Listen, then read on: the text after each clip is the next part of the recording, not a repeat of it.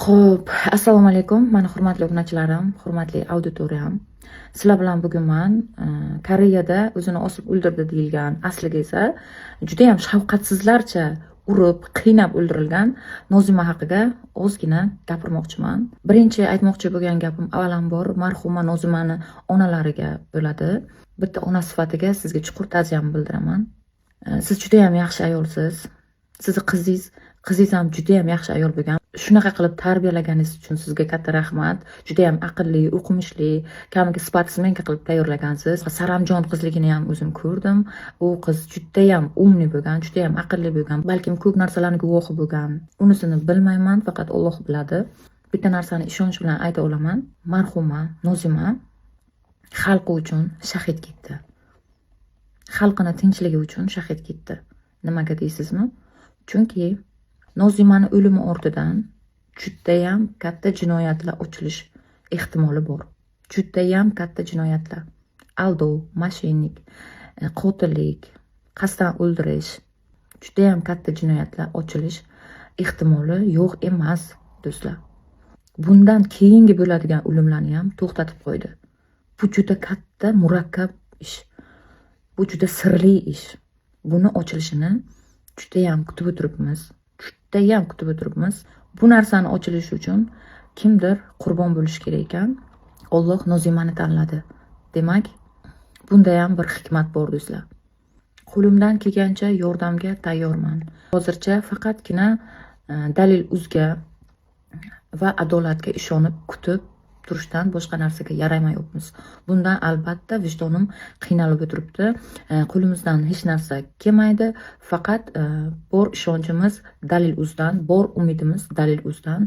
Dalil.uzga alohida rahmatim. Shunchalik shu oilaga yordam berib, shu oddiy inson sifatiga shunchalik yordam berib o'tirganlar uchun alohida rahmatim sizga. Bor umidimiz sizdan, ishoning. Men sizga ishonib turibman. Vaholanki butun xalq sizga ishonib o'tiribdi. Men bitta narsaga ishonaman. Albatta adolat qaror topadi va jinoyatchi qotillar jazosini oladi. Juda ham savollar ko'p. Sizlar bir inson sifatiga bir o'ylab ko'ringlar. Qancha davlatlarga O'zbekistondan migrantlar bor. Nimaga faqat Koreyaga odam o'ladi? O'lganlarni faqat avaz jo'natadi. Nima uchun o'liklar davlat morglariga emas, xususiy morglardan chiqariladi? Bu ham bir savol.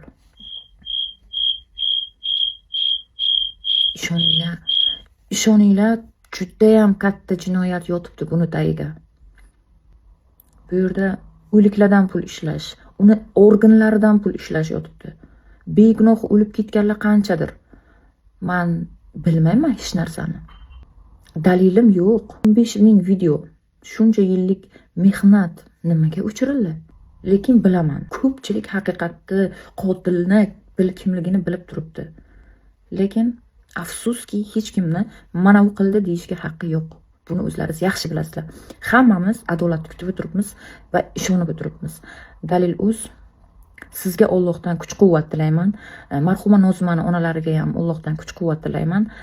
Va biz sizlar tomongamiz juda ham ko'pchilikmiz adolatni kutib turibmiz.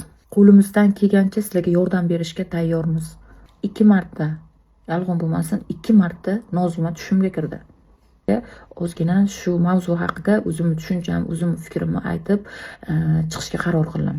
Voqealarni o'zim boshidan kuzatib o'tirganim uchun farzandi bor har bitta vijdonli ayol bu ayolni o'rniga o'zini qo'yib ko'radi. Va o'zini xulosasini, o'zini fikrini aytishga haqqi bor deb o'ylayman. Kimgadir tuhmat qilib qo'yishdan qo'rqaman albatta. Mana u qotil deyishga meni haqqim yo'q. Sabr qilib kutib turibman. Albatta o'sha kun keladi. Men bunga ishonaman. Balki o'shanga bir xotirjam bo'larman. Lekin ungacha halovat yo'q, ishoninglar. Dalil.uz sizga ishonib, juda ko'pchilik ortistdan duo qilib o'tiribmiz. Ishoning, sizga Allohim o'zi adolat o'tishda yordam bersin. Hammalaringizga rahmat. Balki to'g'ri gapirdim, balki xato gapirdim. Bu meni o'zimning shaxsiy fikrim edi. O'zlaringiz ehtiyot qilinglar. Allohga omonatsizlar.